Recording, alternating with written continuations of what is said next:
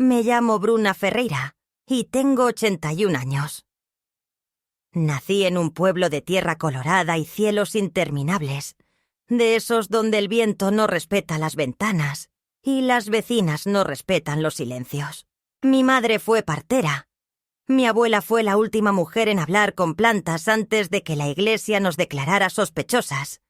Y yo heredé de ambas la mirada honda, las manos duras y el saber callar cuando no me preguntan.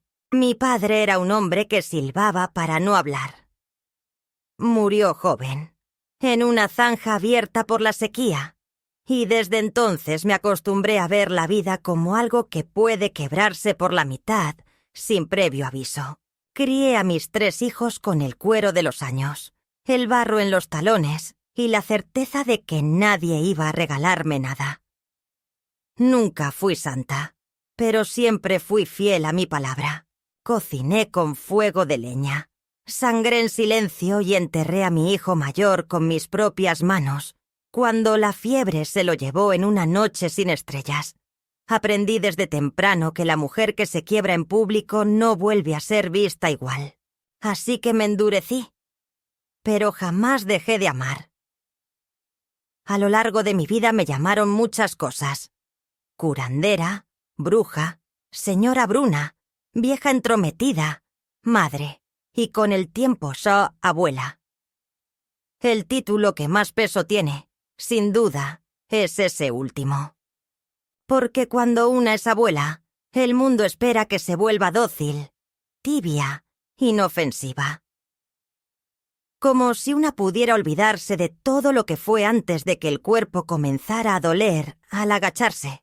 Como si la dignidad se pudiera almacenar en frascos y esconder en la alacena para que nadie la vea. Hace casi una década, tras una caída que me dejó sin poder subir escaleras, mi nieta Clara me recibió en su casa. Ella y su marido, Nelson, vivían en lo que había sido mi casa. Esa misma que levanté con ladrillos comprados de a pocos, con la venta de hierbas, empanadas y caldos para parturientas. Decidí quedarme, porque el cuerpo me lo pedía, y porque en el fondo una cree que en la vejez habrá cobijo. Ilusa fui. Clara, mi niña morena de ojos brillantes, había cambiado.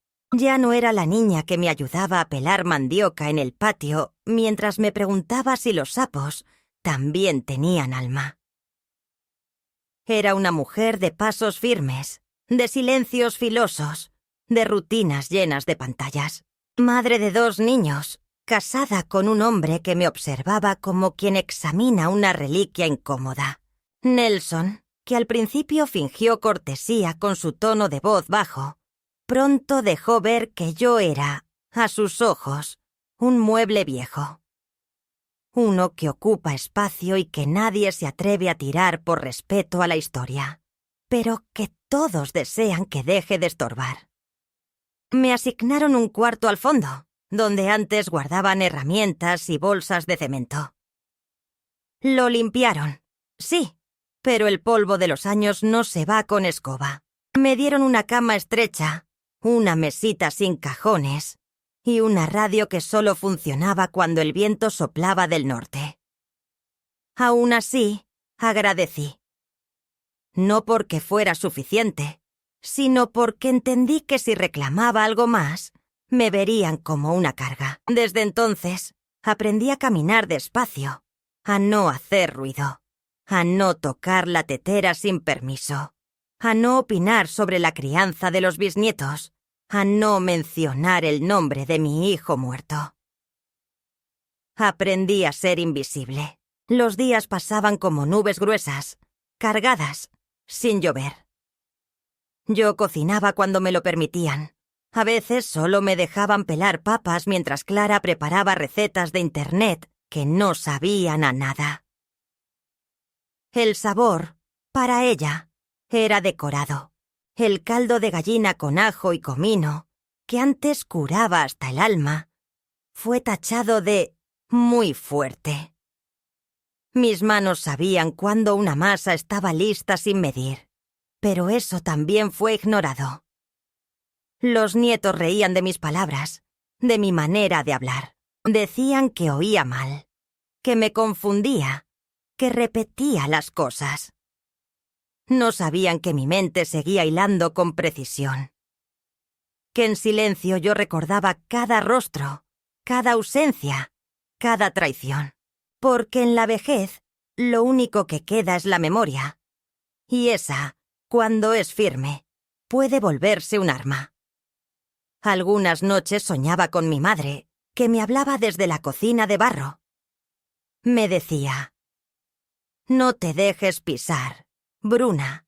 La tierra es noble, pero no tolera al que escupe en ella». Yo despertaba con el pecho apretado, con una certeza. Algo se estaba pudriendo en esa casa. No eran las sobras de comida, ni el mal olor de las toallas mojadas. Era algo más hondo. Era el desprecio. Silencioso, cotidiano, aceptado. Como si el hecho de que me dieran techo les diera permiso para olvidar quién era yo. Una tarde, Clara me pidió que dejara de usar mi infusión de manzanilla, porque olía muy fuerte y molestaba a los chicos. Otra noche, Nelson me llamó la atención por dejar migas en la mesa, como si fuera una niña torpe. Me sentí herida, pero me callé. Luego vinieron los comentarios más sutiles. «Abuela, ya te pusimos la televisión para que estés entretenida. ¿Estás segura de que te duchaste hoy? No te metas, son cosas de adultos». Pero yo era más vieja que todos los adultos de esa casa juntos. Vi morir a mi esposo. Vi marcharse a mi hija menor con un hombre que la golpeaba. Vi cómo mis propias manos enterraban a la gente que amé. ¿Y ahora me hablaban como si no supiera distinguir el día de la noche? Nunca lloré delante de ellos. Nunca pedí nada. Pero algo dentro de mí, una raíz antigua, empezó a moverse. Una raíz que no olvidaba, porque antes de ser la vieja que cocina a veces y que repite historias, fui la mujer que sanó fiebres, que conocía la luna por su sabor, que sabía cuántas cucharadas de tierra cabían en un duelo. Y entonces llegó ese día. El día que me cambió. El día en que una cuchara cayó al suelo y con ella mi dignidad fue puesta a prueba. El día en que Nelson se atrevió a decir en voz alta, con burla, que en los tiempos antiguos se castigaba a los torpes comiendo del suelo. El día en que Clara no lo contradijo, sino que, entre risas nerviosas, dejó que el chiste se volviera orden. El día en que los niños me imitaron, como si fuera un juego, y me dijeron que abuelita come como perrito. Ese fue el día en que la memoria de mi madre se encendió dentro de mí como un carbón viejo, al que nadie había soplado en años. Ese fue el día en que decidí que no iba a morir invisible, que ellos, los que me habían humillado en mi propia cocina, iban a conocer otra parte de mí. Ese día empezó la verdadera historia, la que no se cuenta con palabras dulces ni con ternura de mecedora, la que se escribe en silencio, pero con fuego. La humillación a la que me sometieron no fue un accidente, ni una broma inocente, aunque se disfrazara de tal para los que no estaban atentos a los detalles que pesan en el aire. La escena empezó como tantas otras. La familia reunida en torno a la mesa, en la cocina que antes fue mi refugio y ahora parecía territorio ajeno, donde mis opiniones no tenían cabida y mis gestos eran observados con una mezcla de paciencia y condescendencia. La comida, preparada por Clara y Nelson, tenía ese aire impersonal de las recetas sacadas de Internet, que no conocen ni la paciencia ni el amor. Y los niños corrían, gritaban y tiraban las servilletas sin que nadie les reprendiera. Yo estaba sentada, quieta, con la espalda recta, y esperando que el momento pasara sin tropiezos, pero sabía que aquella noche sería diferente. Sentía un peso en el pecho, una intuición aguda que me alertaba del peligro, aunque mi cuerpo se resistiera a mostrarlo. Cuando la cazuela de arroz se deslizó de mis manos y se esparció en el suelo, sentí que el tiempo se ralentizaba, que el silencio se hacía denso y que todas las miradas convergían en ese desastre minúsculo que había provocado. Esperaba una reprimenda o una ayuda. Quizás un gesto de comprensión por la edad que ya llevaba encima. Pero lo que recibí fue una carcajada de Nelson, un hombre que nunca tuvo respeto por la historia, ni por las cicatrices que lleva una mujer en la piel, como en los tiempos antiguos. ¿Verdad, abuela?, dijo, con esa voz baja y cortante que utiliza para humillar sin dejar que el castigo parezca explícito. Clara, en lugar de detenerlo, soltó una risita nerviosa y agregó: «Anda, abuela, recoge tú, que esto es culpa tuya». Los niños, que en otras ocasiones habían mostrado ternura, se burlaron y uno de ellos sacó el teléfono para grabar. En ese instante, no fue solo un plato lo que cayó, fue mi dignidad entera. Me arrodillé. Lo hice con la lentitud de quien acepta un castigo impuesto, con la serenidad de quien sabe que resistir puede empeorar las cosas. Lamí con cuidado el arroz del suelo, sintiendo el frío y la humedad en mi lengua, y el sabor amargo de la humillación que no merecía. Ellos rieron.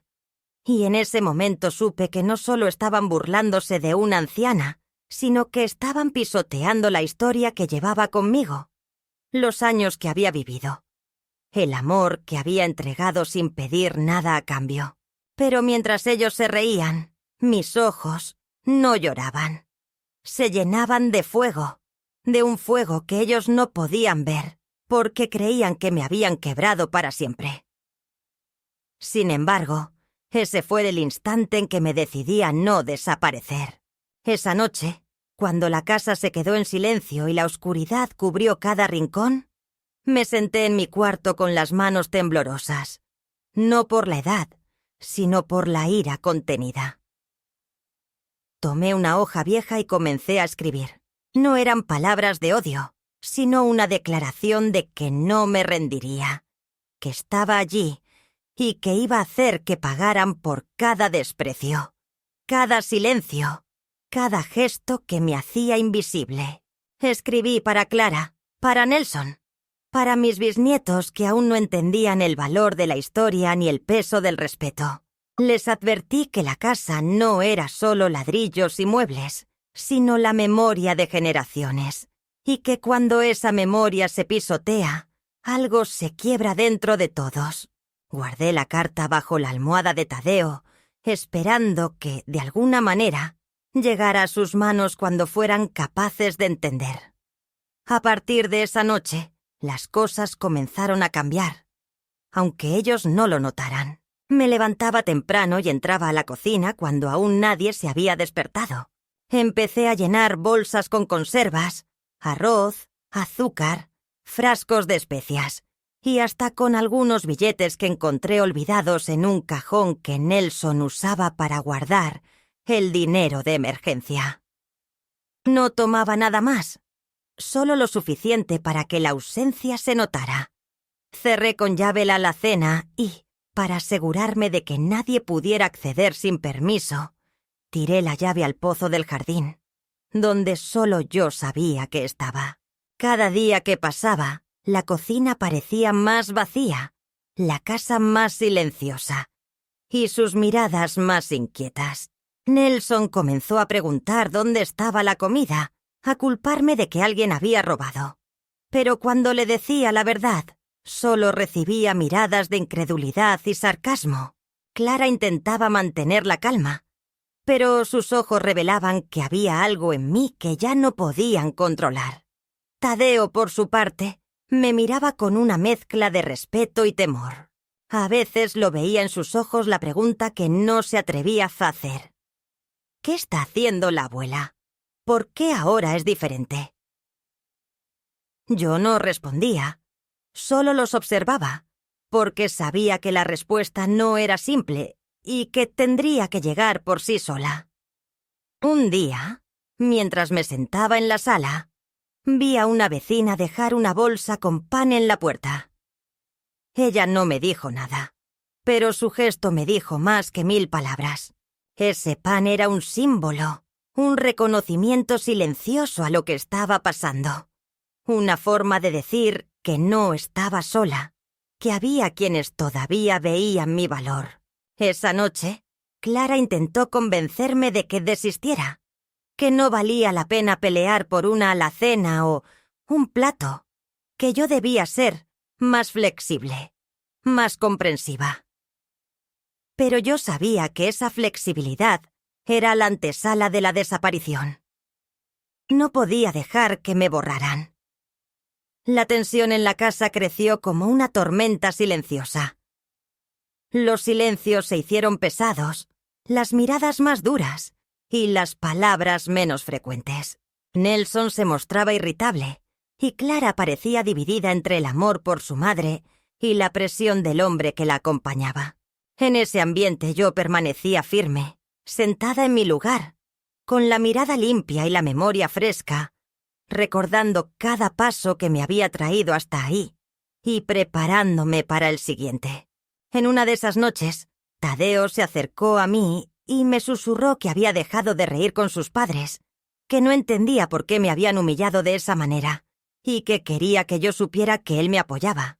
Fue un momento breve, pero me llenó de una fuerza nueva. Esa noche decidí que no solo iba a recuperar mi dignidad, sino que iba a enseñarles que el respeto no se exige con gritos ni amenazas, sino con la fuerza tranquila de quien sabe quién es. Esa fue la chispa que encendió el fuego que nadie esperaba. La familia que creyó tenerme bajo control comenzó a temerme en silencio. No porque fuera violenta, sino porque dejé de ser la abuela que solo obedecía y aceptaba. Les mostré que, aunque mis manos ya no alzaran la cuchara, mi voluntad era más fuerte que nunca, y que si querían conservar algo de mí, tendrían que aprender a respetarme. Esa noche sentí que por primera vez en mucho tiempo era dueña de mi historia y no un personaje secundario en la suya. Desde aquella noche en que me obligaron a comer del suelo, el equilibrio de la casa se quebró como un espejo antiguo que nunca se supo cuidar. Aunque para Clara y Nelson parecía solo un incidente más, para mí fue el punto de inflexión donde todo comenzó a cambiar de manera irreversible. No hubo palabras que pudieran reparar la herida invisible, ni disculpas que alcanzaran para borrar el peso de la humillación.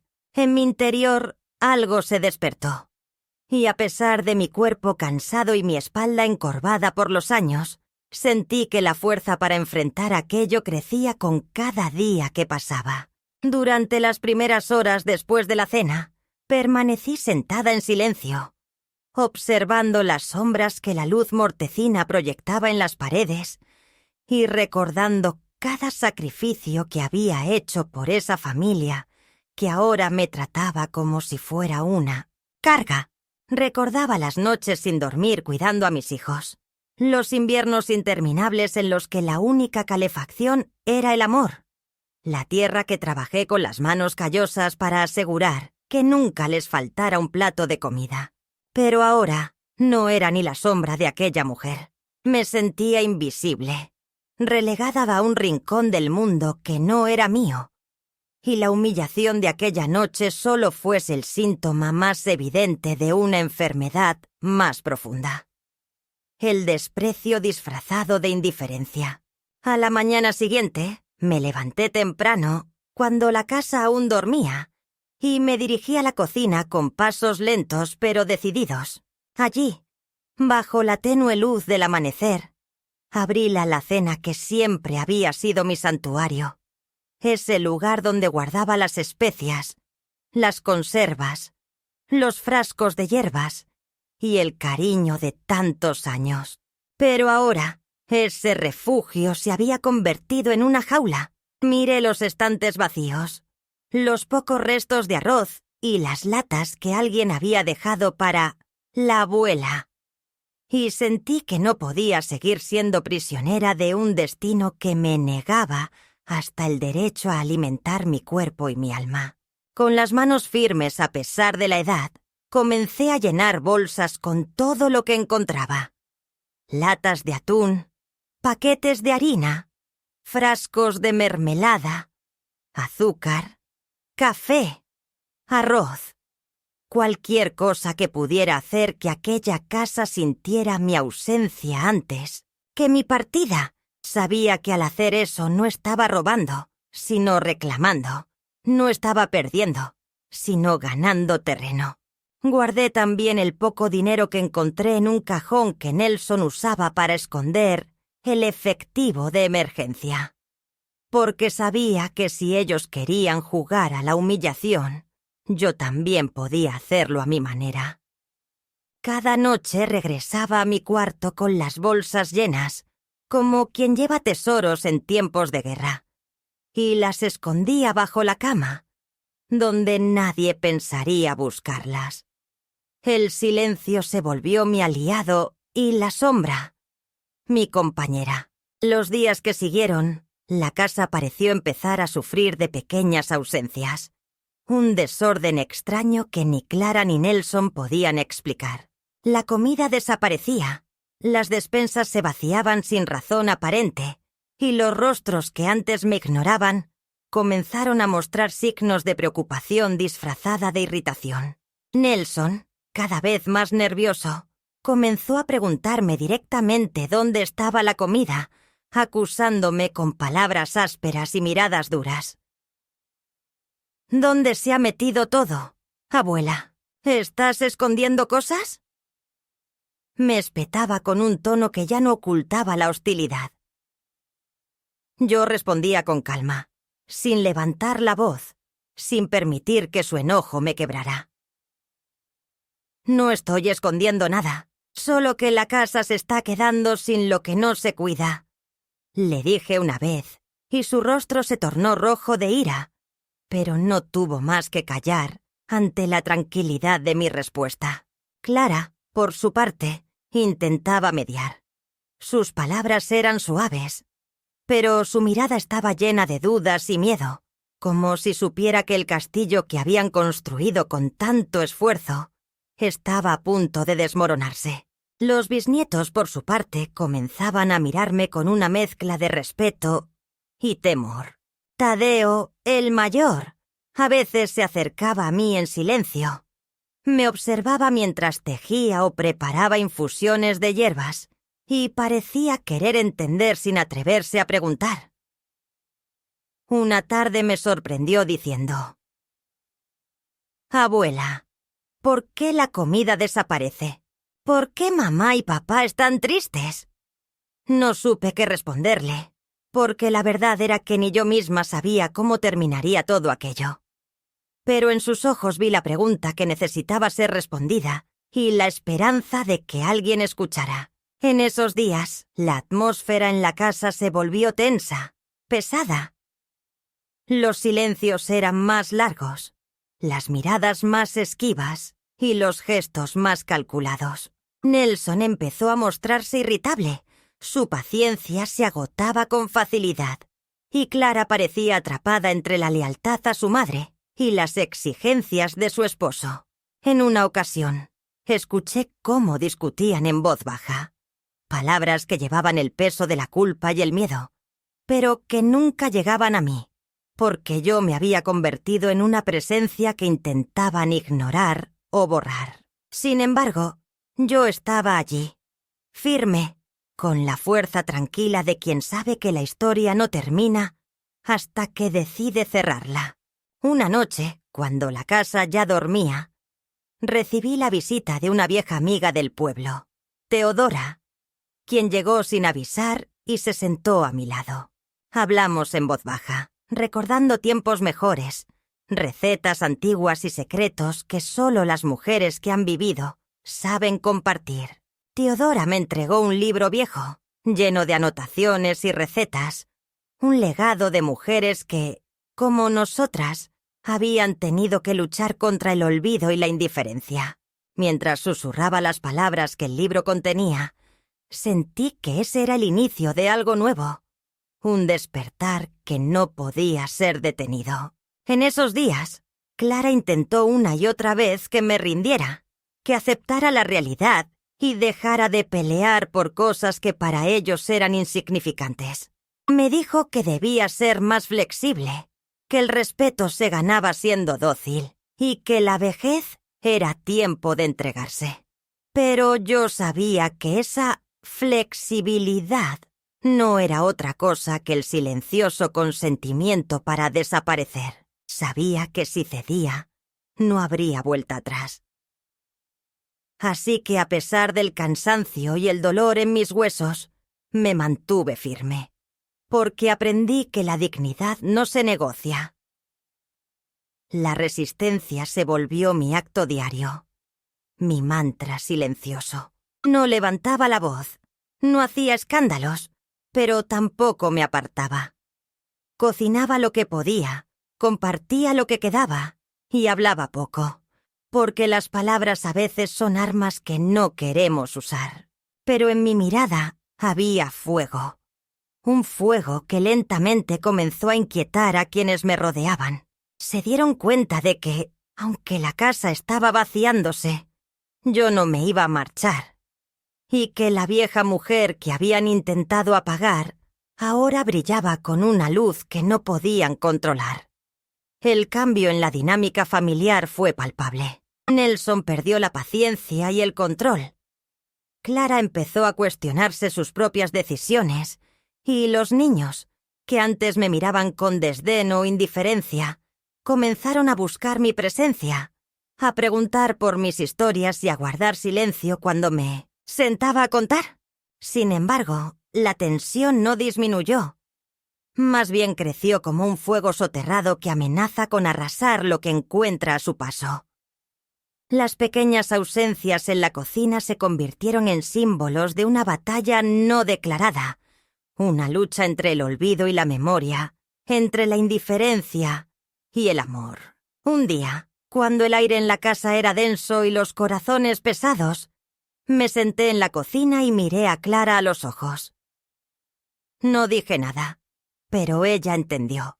Entendió que aquello no era solo una disputa por comida o por espacio, sino un grito silencioso para que la reconocieran como la mujer que soy, con todo lo que he dado y con todo lo que aún puedo ofrecer.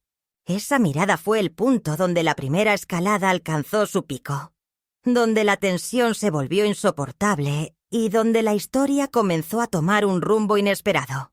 A partir de ese momento, el respeto dejó de ser un pedido y se convirtió en una exigencia implícita. La familia comprendió, aunque no siempre lo admitiera, que había una línea invisible que no se debía cruzar. Una frontera sagrada que protegía no solo a una mujer, sino a toda la historia que ella llevaba consigo. Yo no me había roto, ni había sido vencida, sino que estaba reconstruyendo mi lugar con la paciencia del tiempo y la fuerza de la memoria. La primera escalada no fue solo un aumento del conflicto, sino un despertar de fuerzas que estaban dormidas. Fue la prueba de que la dignidad, aunque golpeada, nunca muere, y que la vejez puede ser el tiempo donde se escribe la última palabra, con la claridad de quien sabe que la justicia empieza por uno mismo. Y así, con cada día que pasaba, yo me hacía más fuerte, mientras ellos aprendían, a veces con dolor, que no podían apagar la luz que yo llevaba dentro. Aquella mañana amaneció con un silencio distinto, uno que parecía cargar con el peso de las horas, como si el aire en la casa hubiera absorbido una tensión invisible pero palpable.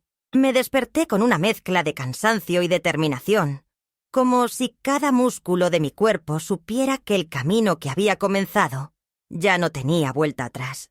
La vieja casa que había visto crecer a mis hijos y escuchar sus risas, ahora me parecía un campo de batalla donde cada esquina guardaba una historia de resistencia y olvido. La luz que entraba por la ventana apenas lograba iluminar los rincones más oscuros. Pero para mí esa luz era suficiente, porque en el fondo sabía que lo que se jugaba ya no era solo un lugar físico, sino la recuperación de mi voz, de mi dignidad y, sobre todo, de mi ser.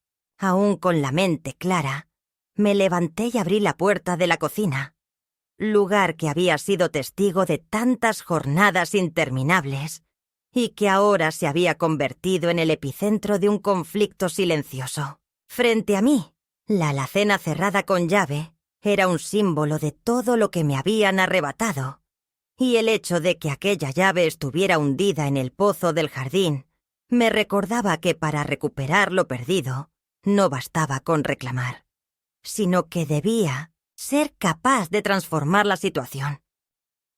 Sentí que era el momento de actuar de manera definitiva, con inteligencia, con la fuerza que solo la experiencia y el amor pueden dar, para que entendieran que el respeto no se mendiga, se exige con la serenidad de quien sabe que está en lo correcto. Antes de que la casa despertara por completo, llamé a mi vieja amiga Teodora, esa mujer que había llegado días antes con un libro lleno de secretos ancestrales y recetas olvidadas. Su presencia era un bálsamo, porque en ella encontraba el eco de mis pensamientos y la fuerza de la tradición, que nos había enseñado a ser firmes, sin necesidad de levantar la voz. Teodora llegó con su andar pausado y su mirada llena de complicidad, y juntos diseñamos un plan que no solo sería una respuesta a la humillación, sino un acto de justicia ancestral. Sabíamos que no sería fácil, pero estábamos dispuestas a hacerlo con respeto, con inteligencia y con la certeza de que la verdad es la mejor arma contra la indiferencia. Mientras preparábamos las cosas, recordé las palabras de mi madre y mi abuela. Esas mujeres que en tiempos difíciles enfrentaron adversidades similares y que nunca se dejaron vencer. Ellas me enseñaron que la resistencia no siempre es ruido, que a veces se trata de esperar el momento justo para que el cambio se manifieste con la fuerza de un río imparable. Con Teodora a mi lado, me sentí capaz de enfrentar no solo a mi familia, sino también a todo aquel que intentara apagar la luz que llevaba dentro. Sabía que lo que venía era una etapa crucial, un punto medio donde el futuro se definiría no solo por lo que hicieran los demás, sino por la fuerza que yo pudiera mostrar. Decidí que ya no me quedaría en silencio ni aceptaría las migajas de respeto que me ofrecían. Me levanté aquella mañana con la convicción de que era hora de tomar las riendas de mi propia historia. Entré en la cocina y, sin decir palabra, me dirigí a la mesa donde habitualmente Clara y Nelson desayunaban sin mí. Sobre ella coloqué las bolsas que había ido llenando en las semanas anteriores, con los alimentos que escondía discretamente. No las abrí, no hice ningún gesto dramático, simplemente las dejé allí, como un recordatorio tangible de que algo estaba cambiando. Clara entró, me vio y su rostro se tensó. Nelson estaba aún en la habitación contigua y el silencio se volvió más denso. Esa mañana no desayunamos como de costumbre. Los niños notaron que algo era distinto, que la comida no estaba donde solía estar, que el aroma del pan recién horneado había desaparecido. Tadeo, con la inocencia de quien no entiende los conflictos adultos, preguntó por qué no había desayuno. Clara intentó responder con evasivas, pero en sus ojos se reflejaba la preocupación y el miedo. Nelson llegó, y su expresión era un torbellino de frustración y desconcierto. Intentó abrir la alacena, buscó la llave sin éxito, y finalmente nos miró a ambas, a Teodora y a mí, con la mezcla de impotencia y rabia de quien no controla lo que creía tener seguro. Con calma, me senté en la mesa y expliqué, con voz firme pero sin levantar el tono, que la casa ya no sería un lugar donde se tolerara la indiferencia ni la humillación. Les hablé del respeto que merecen todas las generaciones, del valor de la memoria y de la dignidad. Les conté historias de mujeres que lucharon por su lugar en el mundo sin armas, solo con su fuerza interior y su sabiduría. Les dije que la alacena estaba vacía porque yo había decidido que era hora de que todos entendieran que los espacios se ganan y se cuidan, que no bastaba con tener techo para ser parte de una familia. Mis palabras resonaron en la cocina, llenando cada rincón con una verdad que nadie pudo ignorar. Nelson intentó interrumpirme, pero Clara puso una mano sobre su brazo y pidió silencio. Los niños me miraban con ojos grandes, como si en ese momento comprendieran algo que hasta entonces les había sido oculto. Fue un instante de ruptura y de encuentro a la vez, donde el peso de los años y las heridas se volvieron visibles y el futuro quedó abierto, incierto pero lleno de posibilidades. La tensión era tan palpable que podías cortarla con un cuchillo, pero nadie se atrevía a romper ese momento de sinceridad y reconocimiento. A partir de ese día, la casa comenzó a transformarse lentamente. No con gritos ni confrontaciones, sino con pequeños actos de cambio que surgían de la comprensión y el respeto. Clara empezó a preparar la cocina con cuidado, recordando las recetas que yo había guardado en mi memoria. Y Nelson, aunque todavía con reticencia, mostró gestos de reconocimiento que antes no existían. Los niños comenzaron a sentarse a mi lado, a escuchar mis historias y a valorar el tiempo que compartíamos. No fue un cambio inmediato ni fácil, pero fue real y profundo. Y para mí, eso era lo más importante. El punto medio de esta historia no fue un giro espectacular ni un acto de violencia, sino un momento íntimo de revelación y decisión. Fue cuando dejé de ser la mujer invisible y humillada para convertirme en la voz que reclamaba su lugar con dignidad. Fue el instante en que entendí que la verdadera fuerza no está en el cuerpo ni en la juventud, sino en la claridad del alma y la convicción del corazón. En ese momento la familia comprendió que yo no me rendiría y que si querían seguir conmigo, tendrían que respetarme y reconocerme. Desde entonces, mi vida cambió. Dejé de aceptar migajas y pequeñas concesiones para empezar a vivir según mi propia verdad. Aprendí que la vejez puede ser el tiempo del renacer, de la reconstrucción, y que aunque el cuerpo envejezca, el espíritu puede mantenerse fuerte y luminoso. Comprendí que la historia que llevo conmigo no es solo mía, sino de todas las mujeres que lucharon para que hoy pudiera levantar la voz sin miedo. Y así, con cada amanecer, sigo escribiendo esta historia, día a día, con la paciencia de quien sabe que la justicia se construye con pequeños actos y con la esperanza de que algún día, quienes me sucedan, puedan vivir en un mundo donde la dignidad no se pida, sino que se otorgue sin condiciones. La segunda escalada de esta historia no fue una tormenta que estalló de repente, sino un lento y creciente oleaje que arrasó con todo lo que creíamos establecido. Tras el punto medio en el que mi voz se levantó con dignidad y claridad, la casa se transformó en un campo de batalla mucho más sutil y complejo, donde cada gesto, cada palabra no dicha y cada mirada cargada de significado se convirtieron en armas, invisibles. No era solo una lucha contra el desprecio o la indiferencia, sino contra un sistema entero de roles y expectativas que habían confinado a la mujer mayor a la invisibilidad y el silencio. Y aunque mi cuerpo envejecía y mis fuerzas menguaban, mi voluntad se hizo más fuerte, y con ella, la convicción de que ya no permitiría que me borraran de mi propia historia. Los primeros días tras el punto medio fueron como caminar por un campo minado, donde cada paso debía ser calculado para evitar un estallido que pudiera destruir lo poco que habíamos conseguido. Clara, aún sorprendida por mi cambio, oscilaba entre la lealtad hacia su madre y la necesidad de mantener la armonía con Nelson, su esposo. Este, por su parte, comenzó a mostrar un rostro que yo no había visto hasta entonces. la frustración de quien se siente despojado del control, el temor a perder el dominio sobre una familia que creía ya bajo su mando. Su actitud se volvió más rígida, sus palabras más cortantes y su presencia en la casa más imponente.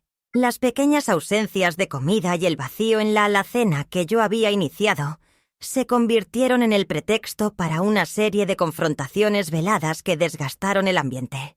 Nelson empezó a imponer reglas más estrictas, prohibiéndome cocinar sin supervisión, cuestionando cada movimiento que hacía y descalificando mis consejos ancestrales con términos fríos y modernos que, para mí, carecían de sentido.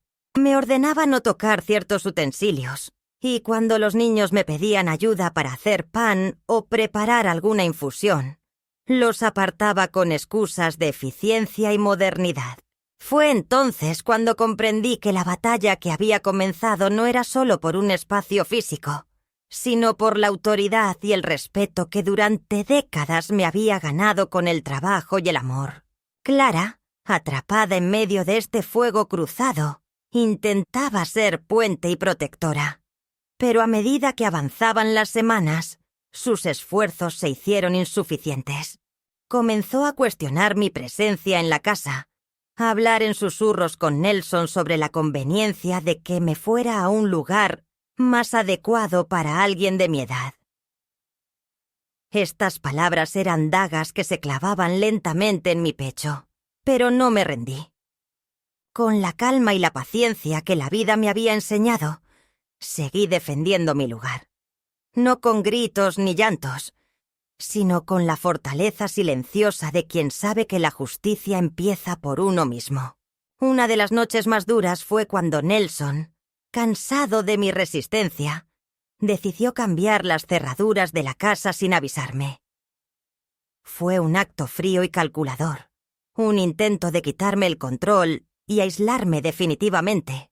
Llegó al amanecer con un cerrajero, y mientras el sol apenas empezaba a iluminar la ventana de mi cuarto, sentí cómo la puerta que creía segura se cerraba con un clic que resonó en toda mi alma.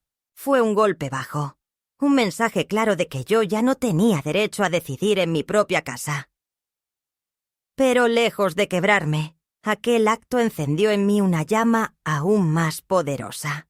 Con la ayuda de Teodora, que nunca me abandonó, y la complicidad silenciosa de algunos vecinos que veían lo que ocurría con ojos atentos, comencé a buscar soluciones. Llamé a mi viejo amigo Víctor, un abogado que conocía desde hacía años y que siempre había respetado mi historia y mi lucha. Le conté lo ocurrido y él se comprometió a ayudarme a recuperar no solo el acceso a la casa, sino también el respeto que merecía. Fue así como, sin hacer ruido, empezamos a mover las piezas legales para poner freno a las injusticias que me estaban haciendo. Mientras tanto, la tensión en la casa se volvió insoportable.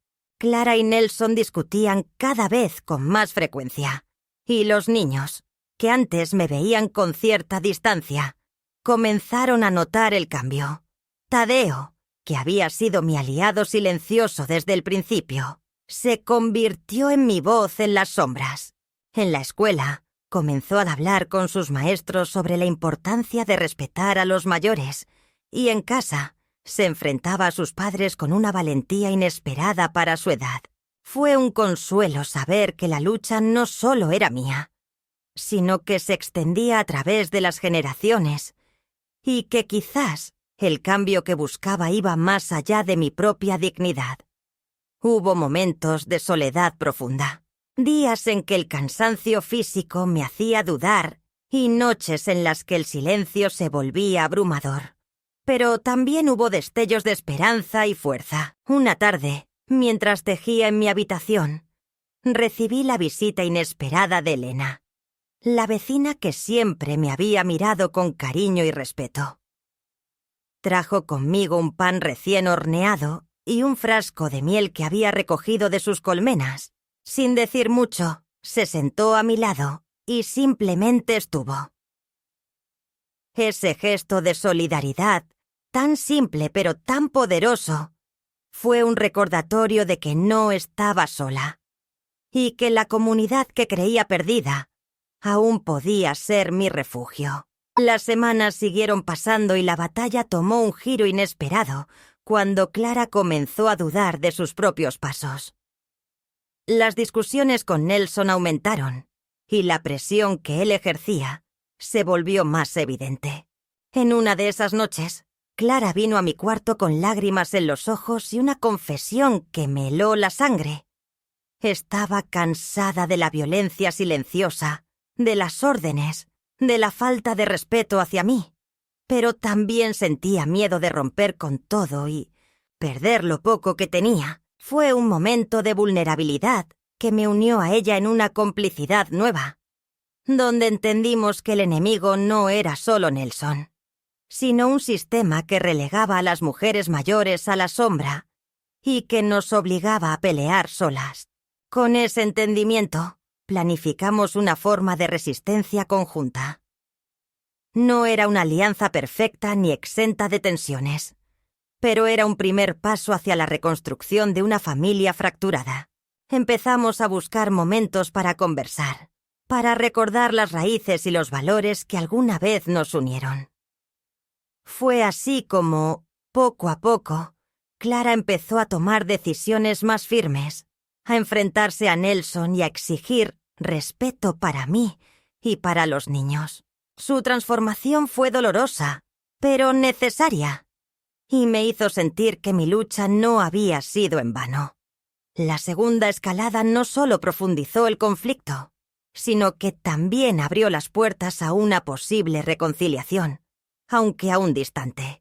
Fue el momento en que la casa dejó de ser un espacio de indiferencia para convertirse en un campo de batalla donde se jugaban no solo las relaciones familiares, sino la dignidad, el amor y el respeto entre generaciones.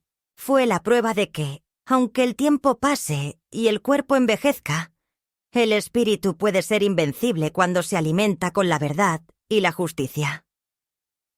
Hoy sé que esa etapa fue la más difícil de todas, pero también la más valiosa, porque me enseñó que la fuerza no está en la juventud ni en el poder, sino en la capacidad de mantener la esperanza y la dignidad a pesar de las adversidades, que el respeto es un derecho, no un regalo, y que la familia, aunque imperfecta, puede ser el lugar donde se reconstruye la historia con amor y coraje.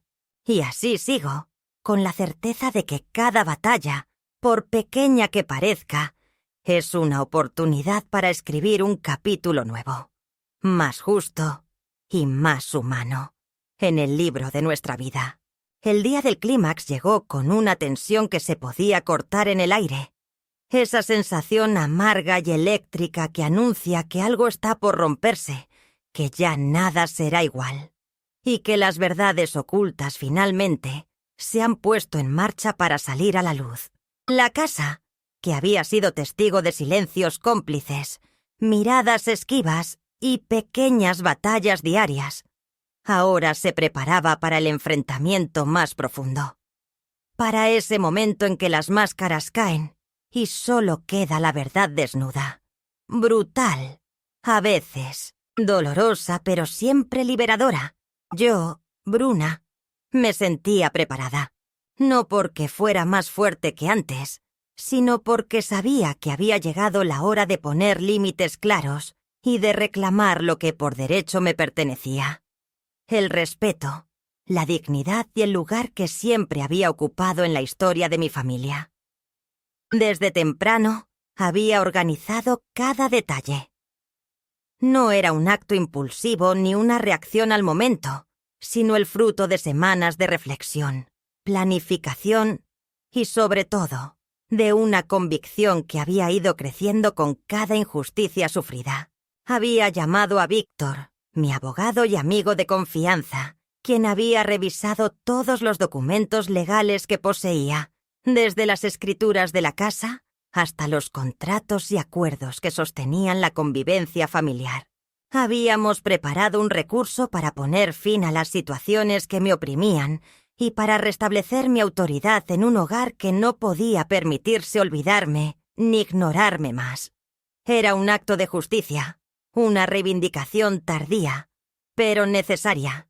El día amaneció con un sol frío, ese que no calienta, pero que revela todo sin esconder nada. Sentí en el pecho la mezcla de nervios y determinación que acompaña a los grandes momentos de la vida, y me vestí con calma, eligiendo un vestido sencillo, pero que me hacía sentir digna, fuerte.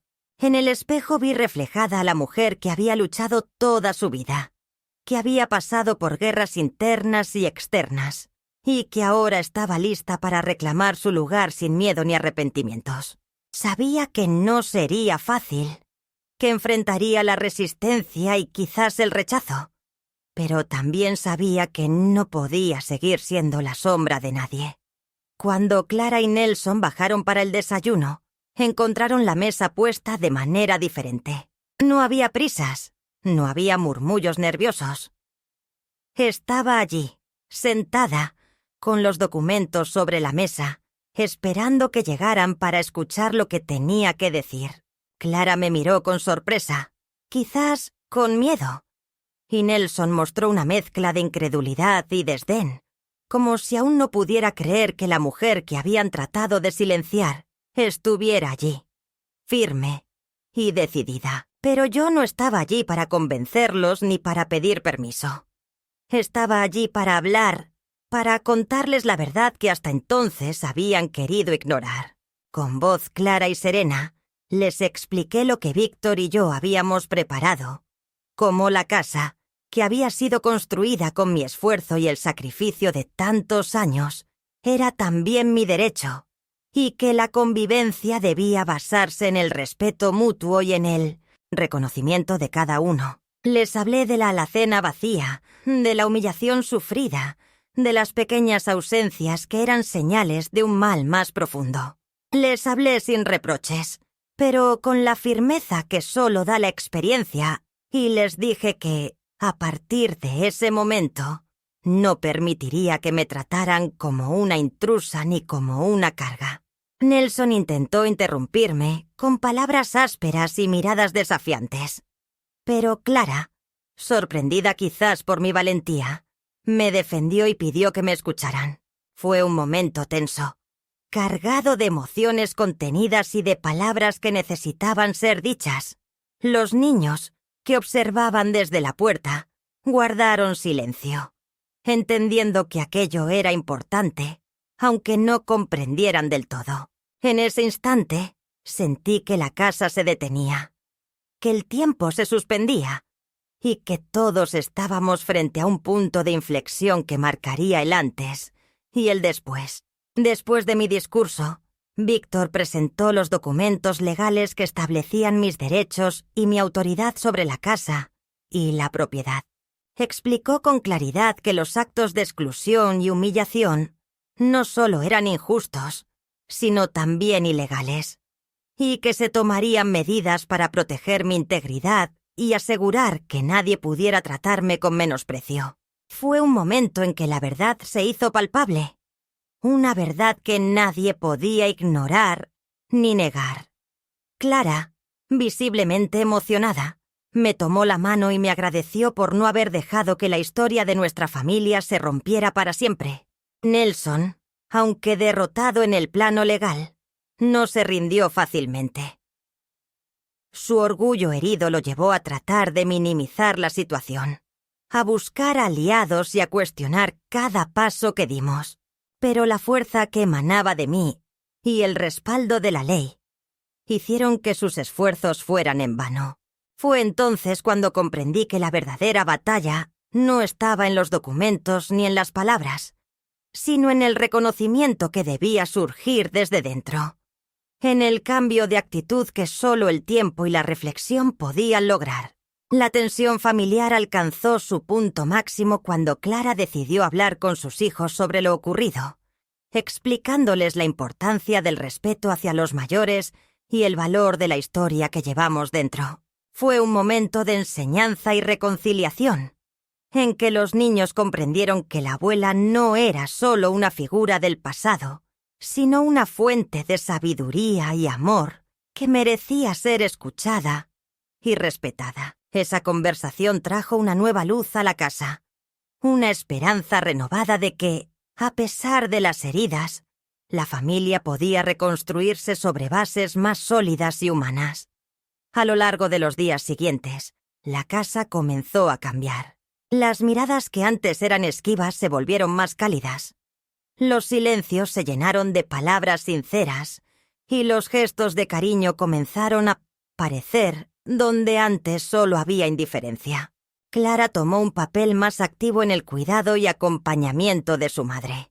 Y Nelson, aunque con cierta reticencia, empezó a reconocer la importancia de respetar a quien había sido pilar de la familia durante tantos años.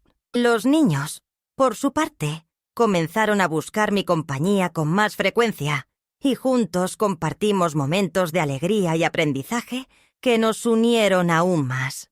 A pesar de estos avances, sabía que la reconciliación no era un camino fácil ni rápido. Había heridas profundas que necesitaban tiempo para sanar y había actitudes que requerían paciencia y comprensión para transformarse.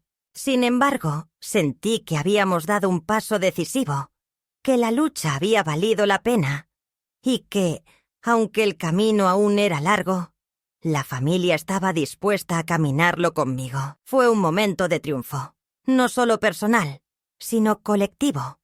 Un triunfo de la dignidad, el amor y la voluntad. Ese día del clímax no solo marcó el fin de una etapa de humillación y silencio, sino el comienzo de una nueva fase de respeto y reconocimiento. Fue la prueba de que, aunque el tiempo envejezca el cuerpo, el espíritu puede renovarse con la fuerza de la verdad y el coraje. Fue el instante en que supe que había recuperado mi voz, que ya no sería ignorada ni olvidada, y que mi historia, la de una mujer que había luchado toda su vida, seguiría viva en el corazón de quienes me rodeaban.